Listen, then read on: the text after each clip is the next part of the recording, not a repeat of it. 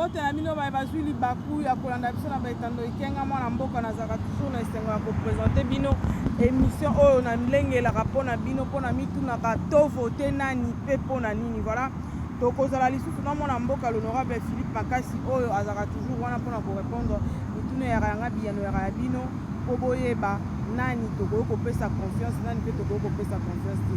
Aza invité na nga mpona mokolo ya lelo mpo nga na ye lisolo esilaka te. Lokola lisolo esilaka te na kokontinue mpe kaka koyambaka ye. Honorable Philippe, bonjour. Bonjour maman. Bonne santé. Malamu. Bonne santé à l'électeur, bonne santé na ye. Bon, santé za bien. Santé za bien. Ata ba électeur santé za bien. Voilà, nakosepela lelo to banda na likambo ya Belgique. Sikoyo à part remise et reprise wana. Si c'était à refaire tout le terrain d'entente biso na Belgique. Pourquoi ça proposition? Bon,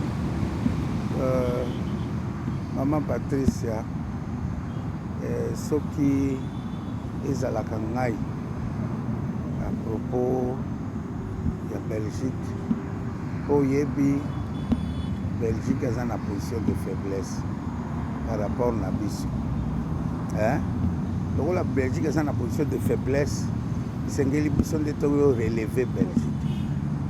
Donc souhait na ngai ezali soki bakonzi basepeli na projet oyo bango bakoki koconstituer mpona biso une délégation parlementaire.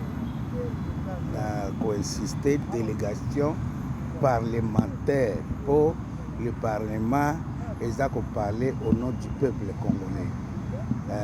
Et que si c'est une délégation parlementaire qui allait rencontrer le Parlement belge, c'est comme c'est tout Congo qui allait auprès de la Belgique pour nous revendiquer Batouana.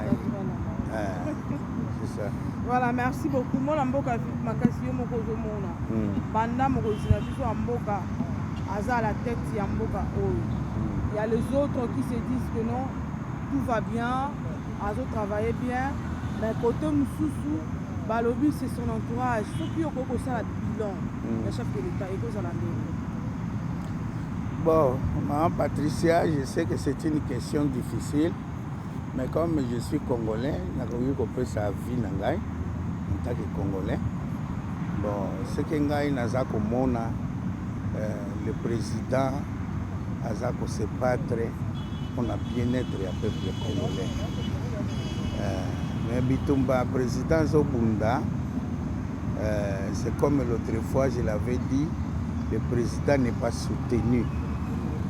Le président n'est pas soutenu parce que ce qui est au tali rôle et pouvoir où ils allaient corriger, ils ont pouvoir exécutif au président Zamokonzi Nango, ils ont un pouvoir législatif au Assemblée nationale, ils allaient corriger na pouvoir judiciaire.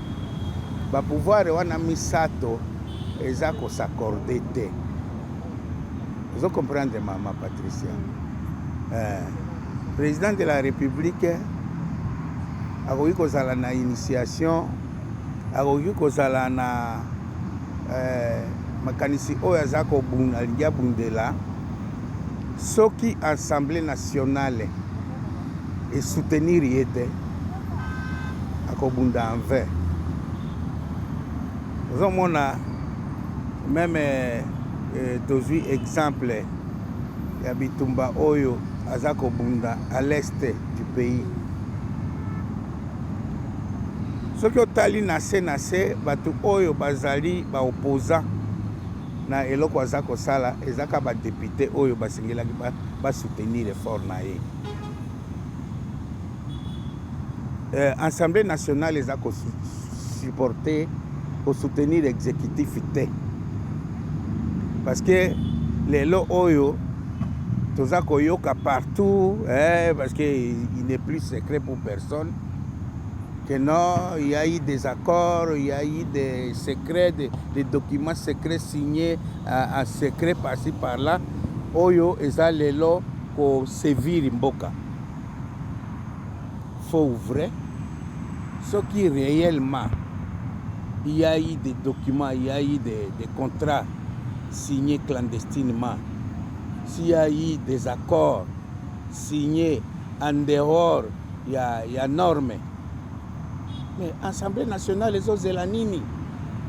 Parce que, quitte à l'Assemblée nationale, Kobenga, ba contrat wana nyoso, et comme l'Assemblée nationale, batala, ba examiner, ba délibérer likolo yango. Soki ezali contrat oyo, ekoki kosunga mboka, ba reconduire yango. Soki ezali contrat oyo, ekoki kosunga mboka te, carrément ba annuler yango parce que c'est la population qui parle. Si le Kola Baza Koloba, parce que les preuves ne sont pas encore là, peut-être il y en a qui a des contrats que le président veut signer avec Kagame. Il a des contrats où Kabila a signé avec Sokinani au nom du pays. Mais l'Assemblée nationale les Zélani.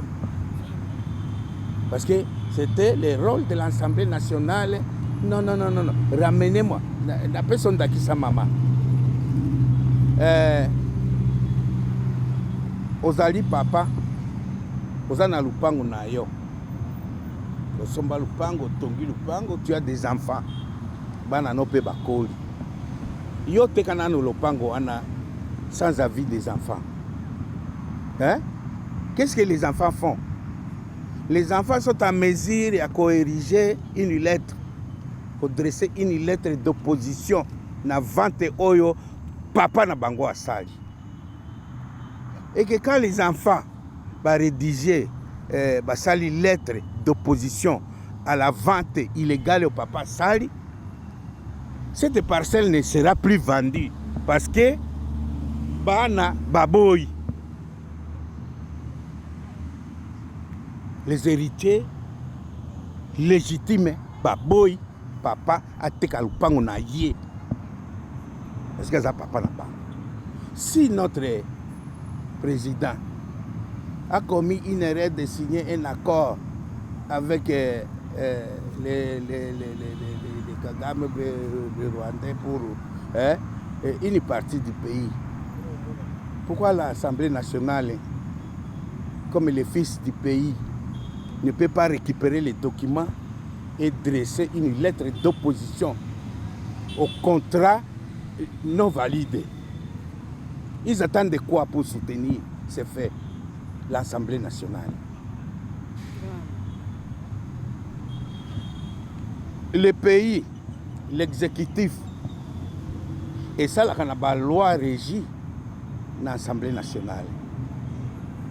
Est-ce que l'Assemblée va se réunir va voter une nouvelle loi pour contraindre l'extérieur pour envier le pays?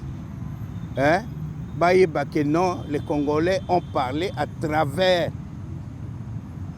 leur assemblée qu'il y a ça. Bon, ce qui nous sévit aujourd'hui,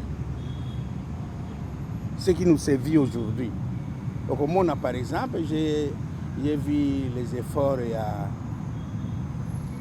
un ministre des Affaires étrangères qui se bat, il dresse une lettre à la Nations Unies. D'accord, c'est un ministre des Affaires étrangères. Mais cette lettre devrait être dressée par l'Assemblée nationale du pays pour qu'il y ait un poids dans ça. Pourquoi ils ne veulent pas soutenir les efforts de l'exécutif? Vraiment. C'est là notre faille. Ce sont eux qui sont derrière la corruption, les députés. Ce sont eux qui sont derrière les rebelles. Ce sont eux. Bon, comment, même si un exécutif faisait un effort, n'en a qu'à soutenir. C'est ça le problème là où le bas baisse. C'est ça, maman Patricia. Donc, dans le lobby, le président, Mokoli Mboka, Azako Obunda, il n'est pas soutenu. Non, c'est vrai. Il n'est pas soutenu. Il n'est pas soutenu. Si vous avez Namboka ngo papa, il y a une question na ngai. Pour na Namboka ngo tona ba parti politique le kola ba mayebo. Oyo afandi alali la muki asekisaki nini okuna edene nini edene. Pourquoi dans notre pays on a beaucoup de partis politiques et ezobotama du jour au jour lokwa mayebo? Bon, Maman Patricia, nous les Congolais, je ne voudrais pas... Ou bien il fallait que maman n'importe quoi Mobutu comme Mobutu imposé tata bomoko maman bomoko. Non, ce n'est pas... Maman Patricia. Il y a des partis politiques et la confiance est entre eux. Non, c'est seulement ça. Les partis politiques créés en multitude, les Congolais ont la possibilité de gagner mbongo. Ils ont un rôle les partis politiques qui jouent. Kaka pour gagner mbongo. Il faut que un parti nanga pour kozwa mbongo nangai. Il faut que un député oyo bakoza ba député à parti nangai pour ngai na ko gagner mbongo na parti nangai. Mais rôle ya parti politique na kati ya pays ezako se jouer te. Bon. Okomona Maman Patricia. Na kati na eloko babengi politique, la politique congolaise na ebite soki ba puiser ou ba kota classe pour na kotanga ngo wapi. Adversité politique est commis qui est ennemi politique. Maman. Balobaka diversité dans l'union. C'est-à-dire Moutona Moutou. Ah oui, comme il aura opposant, comme un ennemi géré. Voilà. Là, c'est la fausseté. Parce que rôle et la diversité et zanini. Ce qui est se grouper en opposition. Ou soit Bozali est regroupé en pouvoir. Bozali ko échanger.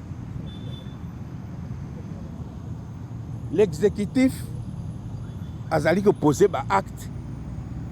Oyo azali ko poser au nom de tout le monde. Que ce soit l'opposant, que ce soit les partis au pouvoir, et l'exécutif c'est pour tout le monde. Maintenant, ce qui est exécutif, c'est qu'on travaille mal, c'est-à-dire les aspects négatifs, il y a pouvoir, c'est l'opposition qui dégage les aspects négatifs et à pouvoir. Et ça dit que est créer opposition, et créer rivalité. Pouvoir et Sengeli est récupérer les aspects négatifs. Critique aux na opposition à récupérer ango à changer les négatifs wana a commis les positifs na ko personne ndakisa moko bakoki koyebisa yo na okuta en opposant zako bana zako boya parce que mokonzi azosala boite yo mokonzi oyoki eloko wana o récupérer ka wa eloko wana obandi ko sala eloko oyo moto wana azaki koloba yaka lobi otuna mutu wana eloko yo zakoloba mokonzi amandi osala yo zaka contre te ngana zangi nanga kaka koloba po asala eloko nakola bandi osala ngo na sala ngana likambo te. Vous voyez comment la politique devait jouer rôle na kati ya mboka po mboka eke de liboso. Opposition na biso ceux qui ozali opposant c'est aux ennemis jurés à pouvoir. Ceux qui ont pouvoir, vous allez ennemis jurés, il y a opposants. Non, c'est un rôle wanate. Ceux qui ont le pouvoir récupérer les négatifs côté na ba opposants.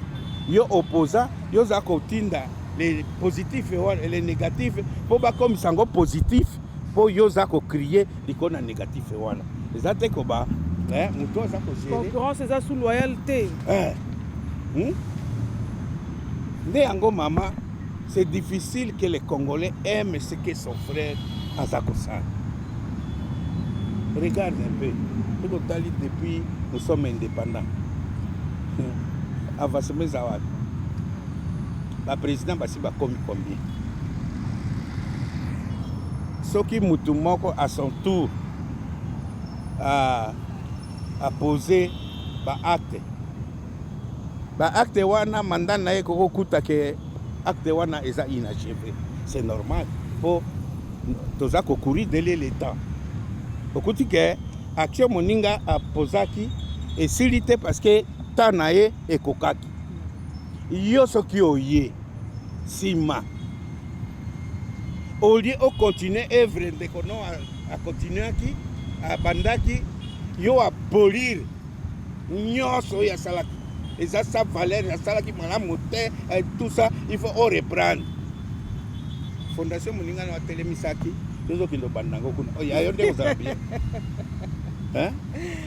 soki leta mpe erattrape yo ke mandat no esili yayo mpe ndako esili te tokomi na inachevé combien